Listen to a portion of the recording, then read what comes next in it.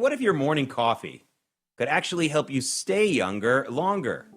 Rejuvenate Coffee is more than coffee. It's science-backed longevity fuel infused with CA-AKG, a compound naturally found in your body that's been studied for its role in slowing aging, repairing cells, and boosting mitochondrial health.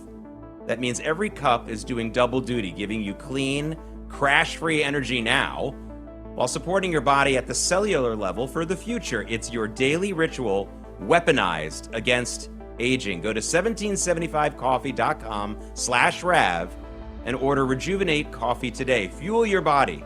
Protect your future. Rejuvenate.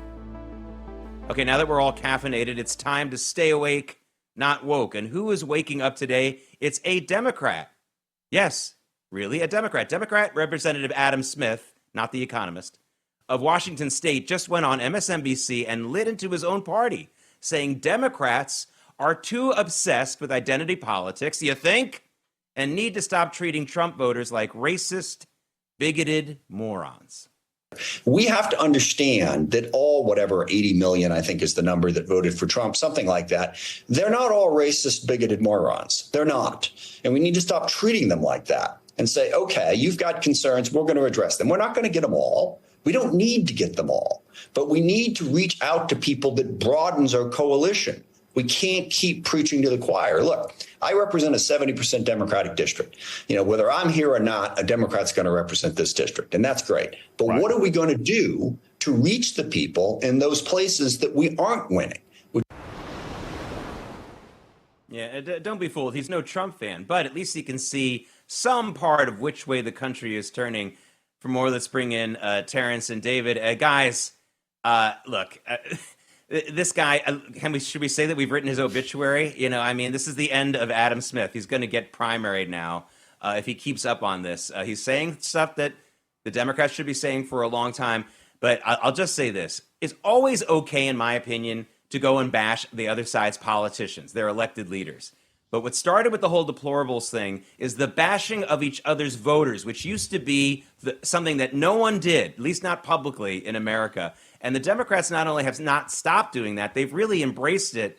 And it's one of the reasons why they're really in trouble as a party. Yeah, so Adam Smith is going to be... go ahead, Terrence. You go. No, you go. Go ahead, David. Go ahead. I'll follow up on your point. Go ahead, please. Excuse me, Jake. We're going to fight over it if you don't mind. Just give us a second.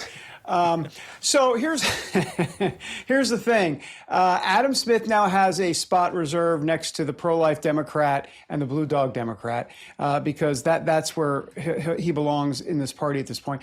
But to me, the most interesting part of that clip was not anything Adam Smith said. It was what the anchor at MSNBC did. I don't even know his name. Did you see his reaction about 7 seconds in when Adam Smith said, no racist moron, they're not all racist and morons. The guy on MSNBC went like this with his face. He went, like, really? You think that? It's like, yeah, of course he thinks that because it's true. But that head gesture, if you will, kind of like, really?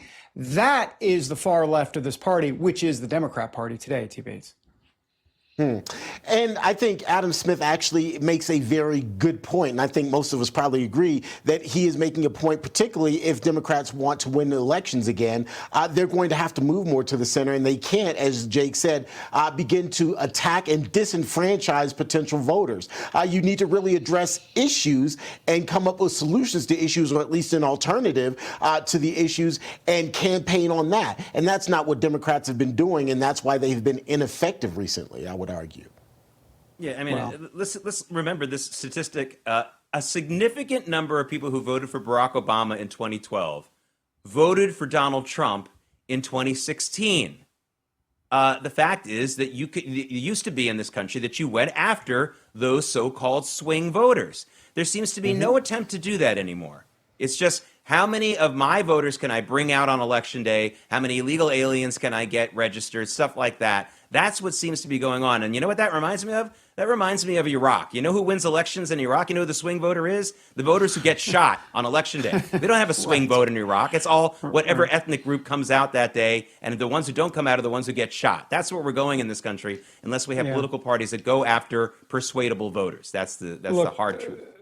The big problem for the Democrats is that they keep talking about the messaging. We have to message better. That's ridiculous. Okay, messaging is just basically kind of smoke and mirrors. Like, we just need to message our far left policies better.